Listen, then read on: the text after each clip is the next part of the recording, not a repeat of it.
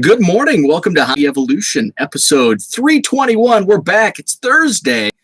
So I took yesterday off of Hobby Evolution because Tuesday night we had a work outing at the Madison Mallards baseball game. They are in the Northwoods League, which is a summer collegiate league.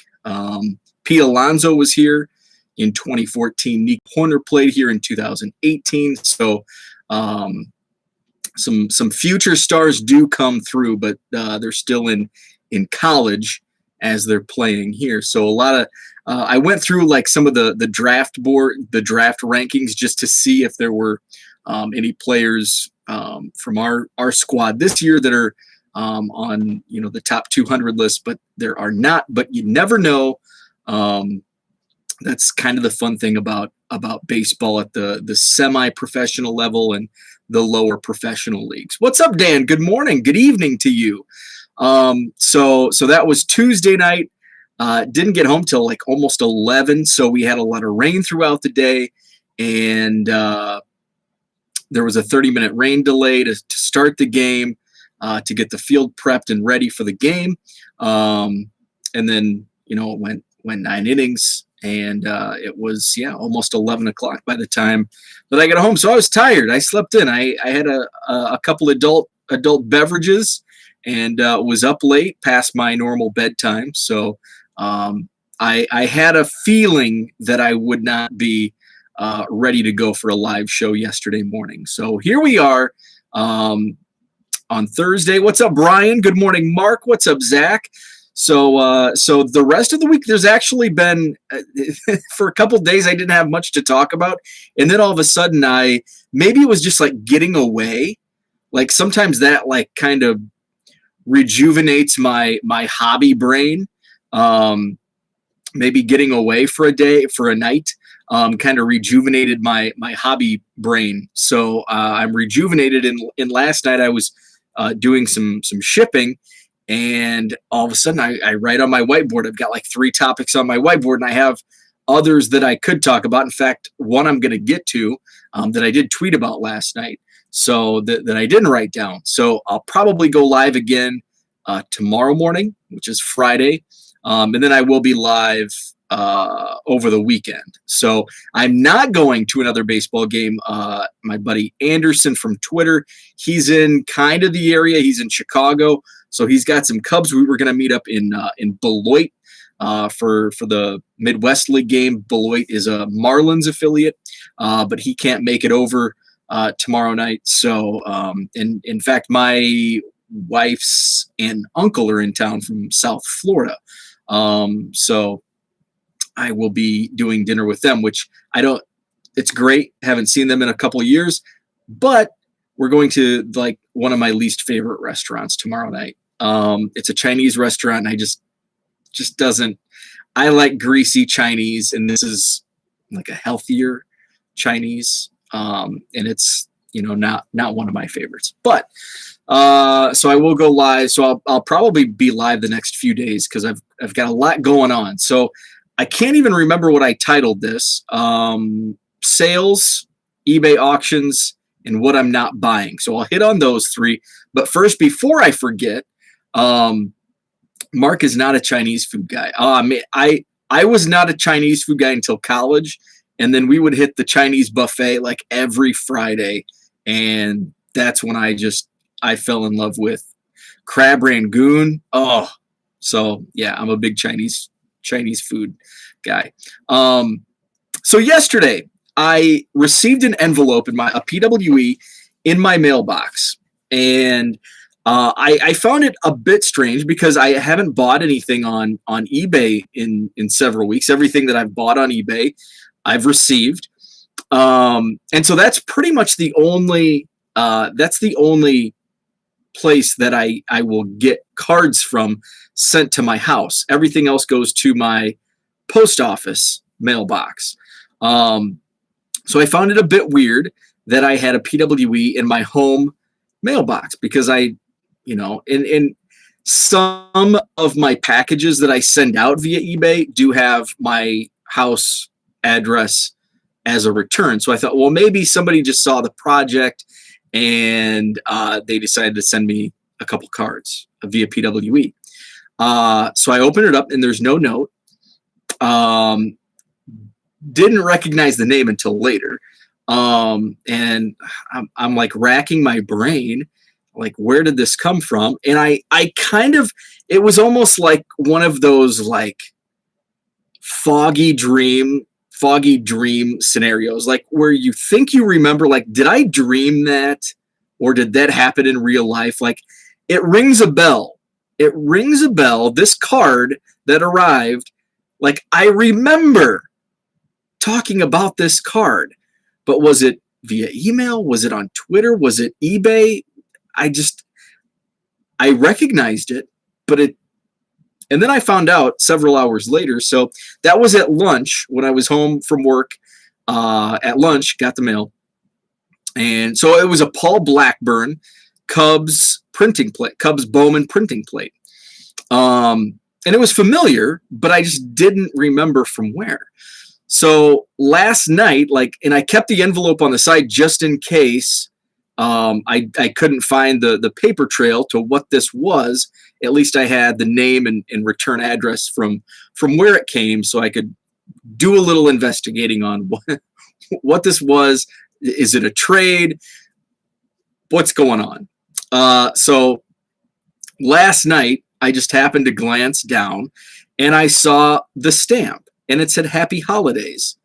And all of a sudden, it just kind of, wait a second, it's almost July at that time. It was June 30th.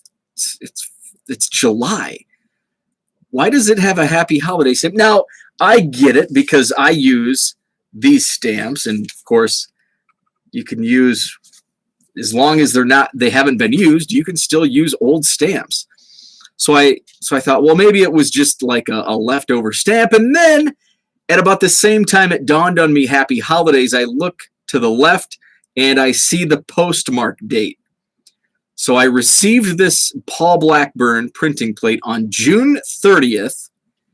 The postmark was December 11th, 2020.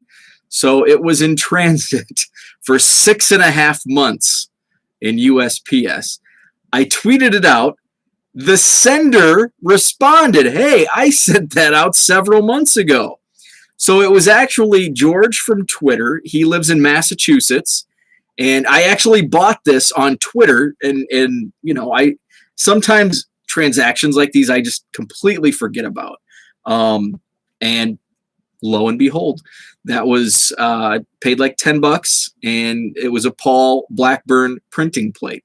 So Zach jokes about media mail. So since you bring that up, let's give you an update on my Bowman Mega Box lot purchase. I was on a buying spree of Bowman Mega Boxes in early June. Was getting them for $40 a box, which was a great deal. Would be a good deal now, I think. So one of those lots has not arrived. Still, July 1st. About a week after, so it was the last tracking update was June 14th. And about a week later, I reached out to the seller and I'm like, hey, like I ship a lot. I understand, the ins and the outs of the post office. Sometimes if you open up a lost mail claim, a missing mail claim through the website, it'll shake loose. It'll like ring a bell or whatever with the postal service, and all of a sudden it starts moving again. So great communication early on with the seller. And he says, oh, okay, he wasn't familiar with it. I said, just go to the website. If I think, there's a drop down box and it's pretty easy to find. Just hit up the website. So he did. He actually took it another step, and he actually called the post office. Bravo. Good job. And then he detailed that he sent it media mail. Now, I've gone into my spiel about media mail. Don't send cards media mail. It's like the lowest economy shipping there is. So the boxes tend to get more beat up. Yes, I know you can send them and they arrive fine. But in some cases, especially if they're big boxes, they could get beat up. Now, these are wax boxes. Now, I am like super paranoid when I send sealed wax, especially of new product. Now, if it's a junk wax box for $20, which by the way, I sold a 91 Donruss box from what I bought this past weekend at the show. Last thing I thought would sell, first thing sold. Anyway, I don't trust the post office when sending sealed boxes, especially media mail. And it's just like, oh, like I just cringed when he said I sent them 18. I bought 18 from him and he sent them frickin' media mail. Not happy. Not happy at all. It's July 1st. The tracking still hasn't updated since June 14th. So on Monday, I gave it through the weekend. Monday morning, I reached out and I said, hey, can you just give me a refund, redirect that package back to you? I'm tired of waiting. Like, let's just end this transaction. No response. So I waited, it was like Monday morning. So I'm like, I'm going to give it through the workday. And if I don't hear anything back later that night, I'm just going to open up a claim. Yes, I paid goods and services through PayPal. I'll just open up a claim on PayPal. No response. So I waited until like 7 or 8 p.m. Monday night. I filed a claim through PayPal with pictures of our chat, with the information, whatever. So open that up. Still no response. So I waited, and yesterday was Wednesday, and I'm like, I'm gonna circle back. I'm gonna message him again and say, hey, just please close this out, refund me, redirect the package. No response. So now I'm just waiting for PayPal to decide. His name is Joe Martin. He's from Kentucky, and he's on Facebook. I believe it was a marketplace purchase. So not very happy with how that transaction is transpiring. So I might as well transition into what I'm buying / what I'm not buying. So I did go live. Yes. So yeah, Brad, I did not go live yesterday, going live today, and I'll probably go live tomorrow. So what I'm not buying, so I've been buying Bowman, and I did the live break on Monday night of the Bowman Sapphire. That was a lot of fun. Thanks to David for hooking me up. David, I'm going to get your Pirates out this weekend. So that was a lot of fun. David also sent me the link, Bowman Blasters. A bunch of stuff went live on Target website yesterday. I thought about getting some Bowman Blasters, but I've within the last week, I've decided I'm just going to cut off all spending until the National, because the National's coming up in a few weeks, and that's where I want to spend my hobby money. So I'm just going to continue to build that cash for the National coming up at the end of July. So it was tempting to pick up some Bowman Blasters, but I held back. So that's what I'm not buying anything until the National, unless there is a caveat, unless there's a Cub featured in Project 70 between now and then. I will buy a Cubs Project 70 card, but anything else I probably won't be buying. I do have a card show, Madison Card Show. The next one is July 24th. And I always tend to buy something at that. Something always pops up. So I may buy something at the card show, any Project 70. So I guess there's an asterisk on what I'm not buying. Auctions, eBay auctions. So I'm not a big, and I think Brian was like, I didn't think you were an auction guy. I am not. I am a buy it, and I'm a big proponent of buy it now. I think, so here's and I was thinking about this as I went through, I'm not a buy it now, but sometimes it's nice to just liquidate, and sometimes you can get a higher price. Like I sold a Blaze Jordan mega box insert for $550 or $650, and I think I have them in my store for $4. So sometimes you can get over asking for cards, but more times than not, you're going to get under the value. So I kind of likened it to the old Beckett low and high. Okay, so here's the low price, here's the high price, and I think initially it wasn't based on condition. It was based on here's what card shops are paying, for a Kevin Alcantara. Let's just throw random numbers out. Kevin Alcantara, low price, $5. That's what a card shop would pay for this card, $5. They're going to turn around and put an $8 price tag. I'm pretty sure that was the initial Beckett high and low. So that's kind of how I see the eBay auctions. eBay auctions are the low price, and the buy it now is the high price. Now with comps, there's all, within, it's got to be within a certain period, because going back to like March, April, those comps are like no longer valid because, the market's shifted and it's just not relevant. But if there's, 5 to 10 sales within the last 30 days, those are much more relevant. And I never take into consideration, I never say never. I rarely take into consideration eBay sold prices on auctions because they can vary. There could be shill bidding. It could have been a terrible ending time at 3 a.m. on a Tuesday, where it's like, well, this, every other comp is $75, but here's one for $43 because it was an auction that ended at a random time. So I did an eBay auction. I used File Exchange. I did have the updated template. My buddy Chris made that up for me. I do have it.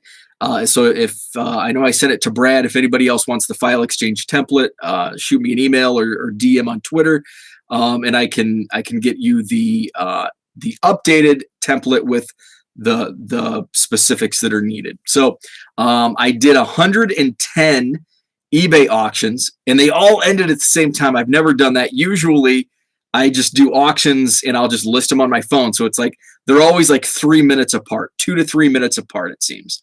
So the template, everything ended, like 110 auctions ended at the same time. I had a better sale rate than I expected. I think I sold 75 of the 110. Actually, it was I think 107, because for some reason I had 3 auctions that end tonight. So I think 107 auctions ended last night. 75 out of 107 sold. So that was a great percentage of sales that I thought it was going to be more like 50 of the 107. So I was really happy with some of the sales. Some of them sold for less than I expected, and some of them sold for more. So overall, I think it was pretty close to what I would have sold them for in a buy it now. But I did so all in one swoop. So I didn't have to, it wasn't a trickle of sales where, yes, I could have sold, I would have made the same amount selling via buy it now, but it may have taken 3 to 6 months to move those 75 cards for X amount. Whereas running them at auction, yes, I'm losing some money on this card, but I'm gaining some money on this card. I make the same as what I would in a buy it now. But as we all know, the money is better today than it is in 6 months, unless you're Bobby Bonilla and you're collecting $1 million paychecks until 2035. Happy Bobby Bonilla Day. Actually, that was a good deal for the Mets at the time. Unfortunately, they had money invested with what's his name? It's on the tip of my tongue. I can't remember, but they actually, that deal actually freed up some money. They were able to sign, I think, Mike Hampton, and they got to the NLCS, I believe, or did that lead to the Subway Series? I can't remember. But they actually, it turned into a chain of events that was very good for the New York Mets. Now they've got $1 million to pay Bobby Bonilla. So at the time it was good. Anyway, so I was very happy with the eBay auctions. I think I'm going to do it again. Last night's auctions were Bowman Megabox refractors, Bowman's, like Bowman Chrome. So I was going through my Bowman box, and I've got an Austin Martin Mega Box refractor, an Austin Martin First Chrome, a Blaze Jordan Mega Box refractor, and it's like, oh crap, I forgot I had these. Bernie Madoff, thank you, Zach. Bernie Madoff. Brad's working on file exchange today. Zach is sick of eBay sellers charging $4 shipping for a card. I hate that. There's still a crowd that hates PWE. And they're not going to send PWE. That's fine. They're just not going to sell their cards now with the option open for the tracking. Dan landed a big Burley card last week. We'll post photo when my friend receives and scans. Very nice. So I've got a nice batch of chromes. I wanted to run those auctions, and that's why I tweeted out on Sunday. By the way, next Sunday is 4th of July, because I was getting prepared to run a file exchange on this past Sunday, and then realized, oh crap, I don't want 100 auctions ending on 4th of July. That's another thing that can take into consideration. When did the auction end? If it ended on a holiday, it's going to be less eyeballs and less sales. So I'm compiling. I've got my box upstairs. My wife hates it when I put a box on the coffee table, but I have a box upstairs that I've been that I'm going to get to file exchange. So probably not tonight, because I have 75 plus whatever I sold by it now, including the 91 Donruss hobby box. That was the last thing I thought I would sell among the boxes I bought this past Saturday. It sold for $22 shipped. So my net on that is going to be, well, my net sale is going to be like $8 after shipping and fees. But I paid $30 for the lot, and that was just kind of like, I would have been happy to flip it for $5. So $8, in my opinion, is a win. The boxes that were kind of the keystone of that lot were the Leaf, the 93 Leaf. And then there was also a 91 Bowman football rack pack box, which I haven't been able to find any comps. All of the current listings on eBay are for the standard hobby box, and all the sold listings are the standard hobby box. So I don't know. There's not going to be too much of a price difference, but obviously it's more rare than the standard box, so it's going to make the value a little higher. So I haven't listed that just because I don't know where to put it as a price. So I was happy with that sale. Did I hit on everything? Sales. So sales. Sales have been up and down. Last week was kind of brutal. This week, all of a sudden, it's, I think I can attribute some of it to having auctions. And I know back in the day, and things change so much, on, how things are searched, the algorithms, Google is always changing their algorithms. eBay is changing things up. So it's kind of hard. Like there's not like, you can go buy a book on SEO and it's going to be outdated tomorrow. It's kind of like a computer. Well, in 6 months, it's outdated, or less, I guess, less time now. But everything is drastically changing. So, so my eBay sales tend to go low, high. But back in the day, if you ran auctions, it would drive in more traffic, because eBay is an auction service. And so, they weighted heavily on their auctions. So auctions were, kind of given the preferential treatment on listings. Well, now it's kind of, within the last 10 years, they've kind of gone away from the auction service. And now there's a lot of most of it's buy it now. So it's kind of, that's changing. But, I thought just kind of change things up, liquidate. I bought so much Bowman.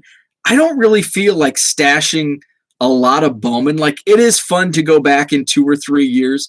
But it's like, let's just kind of move some of this now, because I think, and here's my thought process on this. So Bowman has been like ridiculously priced the last couple years, which is bringing the floor up on these, chromes at release.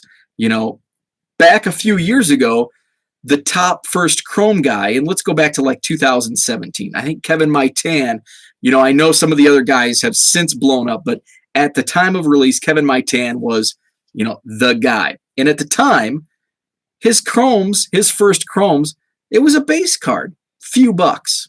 Okay. Now at release, Austin Martin first chromes were selling for 40.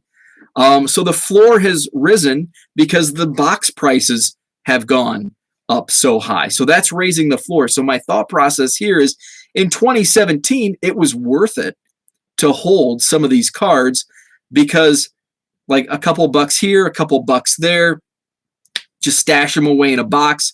And all of a sudden, hey, they could blow up. Not Kevin Maitan, but, a guy like Ronald Acuna, and he did.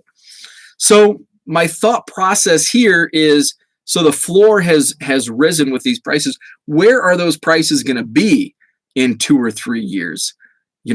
Where are they going to settle?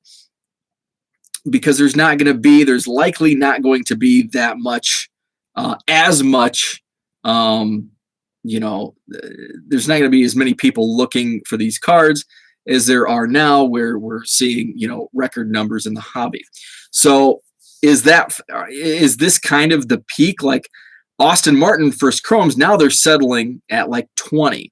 So where are they going to be in the future? Yes, if he does become, an all-star and all of a sudden he's, a top guy, yes, his first chromes are probably going to rise back up and further higher than those $40 at release. But, for the most part, I think, where we're seeing like $5 first chromes, I think they're going to be dollar cards down the road. So I think it's almost the opposite effect of Bowman from a couple of years ago where, you could stash it in a box and a dollar card all of a sudden becomes a $20 card or a $50 card, where today, a $5 card may become a $5 card or a dollar card. So that's kind of my thought process about, where we're at with Bowman. So I'm just kind of moving stuff, and we'll see. I'll probably stash away some, but I think I'm just going to run some of these auctions to try to boost the numbers within the eBay store. And I think it did help last night with all of those auctions ending at the same time. I think it did boost traffic because I did move quite a bit of items. Say I made a lot of sales within the eBay store throughout, and I've kind of seen some of the stuff that's been sitting is moving, so that's good. And I think some of this also has to do with end time. A lot of people search based on ending soonest, or newly listed. So a lot of times you're going to have more eyeballs in most cases within 24 hours of listing and within 24 hours of the item ending. Now, even at a good till sold listing, it's going to still be a 30-day countdown. So you'll list it. There's 30 days left. Within 24 hours, people, if they're looking for Kevin Alcantara, they're going to go back the most recently listed. They're going to see it, and they're going to buy it, or they're going to wait. And they're going to watch it until the end of that 30-day clock. And all of a sudden, there's less than a day left. All of a sudden, ending soonest, that Kevin Alcantara pops, and boom. So I see a lot of sales, and that's kind of that's where I'm seeing a lot of the eyeballs and the sales are, as soon as I list or when their clock is starting to wind down.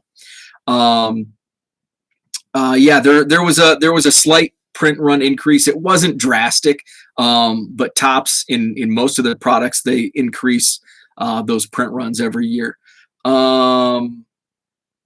Dan says, I'll do newly listed because I look for Burleys every day. Yeah. So I have a buddy of mine who he's more in the memorabilia stuff, and game used jerseys. He checks newly listed 4 times a day. That's just constant. He's got a saved search, and he goes and checks it 3, 4, 5 times a day to see what's out there. And that's kind of how I search. I'll search if it's something that's on my watch list. Chris Bryant first chrome autos. That was a newly listed. If I'm just randomly looking for like unique Cubs items, I always do ending soonest. If it's something I'm looking for, lowest price. So there's a lot of different, but I'm seeing a lot of my sales, and I should get a number. I need to find a way to track that because it would be interesting to have some like hard numbers, like X amount of sales occurred within 24 hours of listing. X amount of sales occurred, within 24 hours of their clock winding down, and then X amount was somewhere in the middle. I think it would be interesting to see those numbers. Zach searches ending soonest as I try to maximize my budget. Sport Lots gets most of my sales for junk wax. That red clock gets the heart charged.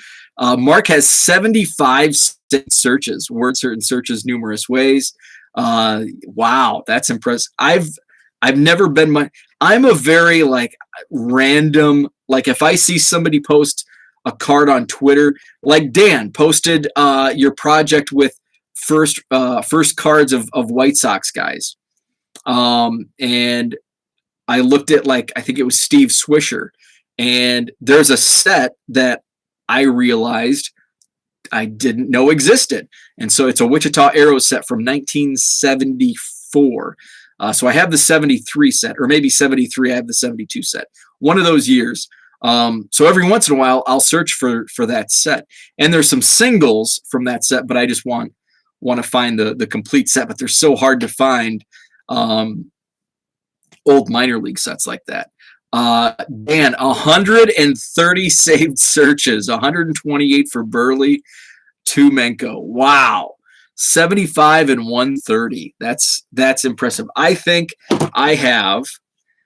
don't think I have any saved searches. I have a watch list. My watch list is pretty small. Watching. I have 1, 2, 3, 4, 5, 6, 7, 8, 9, 10, 11. I have 12 items in my watch list, and probably half of these I'm only watching just to see if they send me a discount. And surprisingly, two of them are ticket stubs. I have a Chris Bryant 2014 Bowman Chrome Auto, graded 9.5 with the Auto 10. I'm watching that to get the price down. I have a Felix PA Bowman Chrome Gem Mint 10, PSA 10. That's only in my watch list. It's like $20. I don't want to pay $20 for Felix PA. So I was hoping for a discount. I'll probably, now that I'm looking at this, it's like, okay, some of these I don't want. There's a Rig Stevenson signed photo that's slabbed. There's one item that I think is unique. I like unique items. Crap, I've got to go. It's a 1958 Bobby Thompson, Chicago Cubs Hires Root Beer signed contract, and it's framed. So it's got like the Hires Root Beer advertisement on each side, and in the middle is his actual contract for Hires Root Beer. And Hires Root Beer has cards, so I would like to add the Bobby Thompson Hires Root Beer card in that display. So those are some of the items that are in my watch list.